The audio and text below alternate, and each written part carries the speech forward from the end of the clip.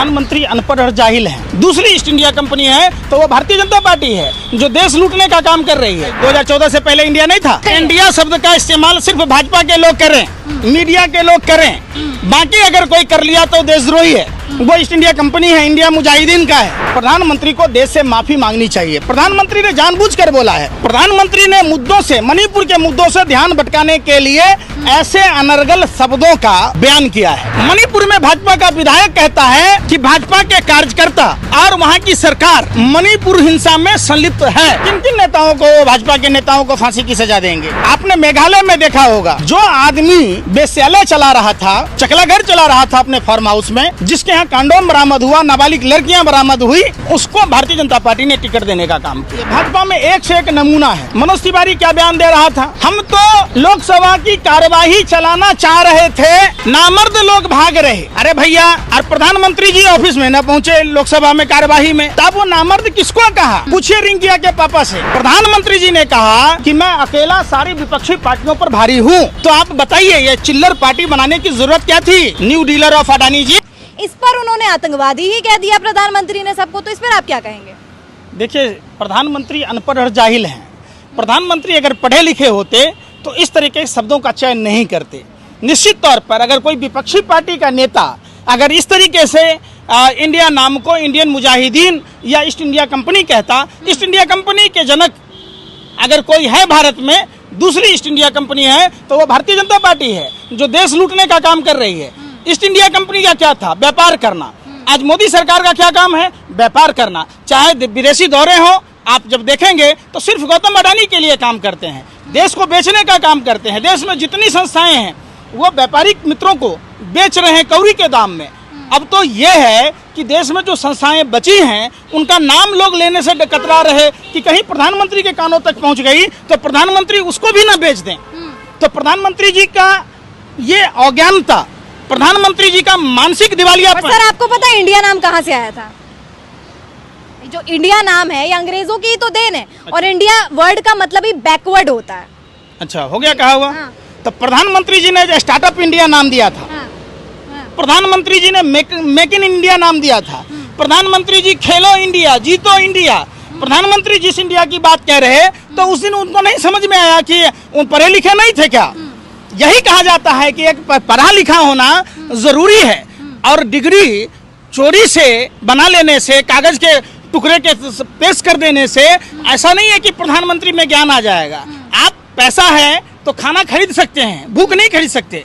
आपके पास पैसा है, बिस्तर खरीद सकते हैं, लेकिन नींद नहीं खरीद सकते। आपके पास पैसा है तो जाली सर्टिफिकेट ला सकते हैं, लेकिन ज्ञान थोड़े ना खरीद लीजिएगा। ज्ञान के लिए आपको पढ़ना पड़ेगा, ज्ञान के लिए आपको तपस्या करनी होगी, लगातार सतत स्वाध्याय करना पड़ेगा। तो प्रधानमंत्री जी ने तो पढ़ा ही नहीं। प्रधानमंत्री जी अगर पढ़े लिखे होते तो प्रधानमंत्री जी इस तरीके की बेतुकी बातें ना करते। पर महागठबंधन का नाम इंडिया रखना, तो आप कहना क्या चाहते हैं कि जो मतलब इंडिया नाम रखने का मतलब तो भारत ही हो गया, तो इससे आप अलग क्या कर रहे हैं?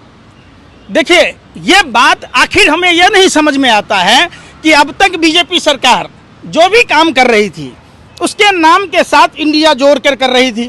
अचानक तो वहीं से चुरा लिया गया? अरे सुन तो लो, इंडिया क्या 2014 से पहले इंडिया नहीं था? कौन चुराया? आप बेतुकी। महागठबंधन का नाम जो इंडिया है वो आप लिया कहाँ से? इंडिया का नाम कहाँ से लिया आप बताओ? नेशनल आप, मैंने तो आपको बता ही दिया इंडिया का क्या हिस्टोरिक बैकग्राउंड। अब उसको सरकार यूज करे, कोई भी करे, वो तो उनका काम है। मेरा सवाल, मेरा जो काम है वो प्रश्न पूछना। इंडिया शब्द का इस्तेमाल सिर्फ भाजपा के लोग करें, मीडिया के लोग करें, बाकी अगर कोई कर लिया तो देशद्रोही है। वो ईस्ट इंडिया कंपनी है, इंडिया मुजाहिदीन का है। तो आप अब तक जो इंडिया शब्द का ये वक्तव्य दिया है, प्रधानमंत्री को देश से माफी मांगनी चाहिए। प्रधानमंत्री ने जानबूझकर बोला है। प्रधानमंत्री ने मुद्दों से, मणिपुर के मुद्दों से ध्यान भटकाने के लिए ऐसे अनर्गल शब्दों का बयान किया है। कारण मणिपुर में भाजपा का विधायक कहता है कि भाजपा के कार्यकर्ता और वहां की सरकार मणिपुर हिंसा में संलिप्त है और सवाल इस पर न हो, डिबेट इस पर न हो, इसके लिए आप देखे होंगे बीरेन सिंह ने क्या कहा जब वीडियो वायरल हुई। तो क्या कहा? ऐसी घटनाएं तो कई घटनाएं हो चुकी है। मतलब भाजपा के नेता इतने बेशर्म हैं कि उस घटना पर आपने देखा होगा, निर्भया कांड के बाद मनमोहन सिंह जी राष्ट्र को संबोधित किया। प्रधानमंत्री राष्ट्र को संबोधित नहीं कर रहे, आखिर क्यों? प्रधानमंत्री मणिपुर का मौ नहीं बोल रहे, क्यों?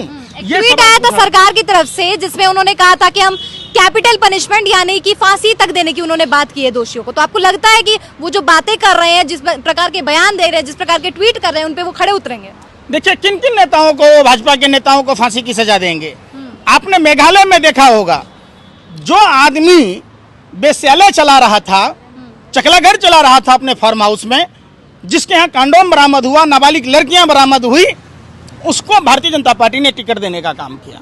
भारतीय जनता पार्टी कुलदीप सेंगर को बचाती रही। भारतीय जनता पार्टी हाथरस के जो आरोपी थे उसको बचाता रहा, यहाँ तक कि मिट्टी का तेल छिड़क कर सबूत और साक्ष्य को मिटाता रहा। अब आइए, भाजपा में एक से एक नमूना है। मनोज तिवारी क्या बयान दे रहा था? हम तो लोकसभा की कार्यवाही चलाना चाह रहे थे, नामर्द लोग भाग रहे। अरे भैया, और प्रधानमंत्री जी ऑफिस में न पहुंचे लोकसभा में कार्यवाही में, तब वो नामर्द किसको कहा? पूछिए रिंकिया के पापा से, जो 5 रुपया के अंडा के लिए बिग बॉस में छीछा लेदर कर दिया। ही हौस देली मगरुआ बीमार बा, इतना बीमार है मानसिक रूप से, जिन झुग्गियों में सोता था, जिन झुग्गियों वालों का नमक खाया, उन झुग्गी वालों के ऊपर बुलडोजर चलवा दिया। मनोज तिवारी ने कभी नहीं बोला। मनोज तिवारी महिलाओं का अपमान किया। महिला शिक्षिका ने जब उनको गाना गाने के लिए, कलाकार से आप क्या कहेंगे? आप एंकर हैं तो कोई आपसे क्या कहेगा कि हमारा न्यूज चला दीजिए? तो एक ये तो आपका धंधा है ना। तो उसी तरीके से एक कलाकार का धंधा है गाना गाना। तो मनोज तिवारी किस तरीके से महिला शिक्षिका का अपमान किया? अब देख लीजिए, मनोज तिवारी नोटबंदी के समय में जनता का अपमान किया। लगल रहो लाइन में, राष्ट्रहित के सवाल हो। अरे भैया, क्या बोलते हो? मंगरुआ बीमार हो क्या मानसिक रूप से? ये रिंकिया के पापा, जिसकी औकात 5 रुपया अंडा खाने की नहीं है, वो देश के सांसदों को नामर्द कह रहा है। अब बताइए, यही बात अगर हम लोग बोलें तो कितना बुरा होगा?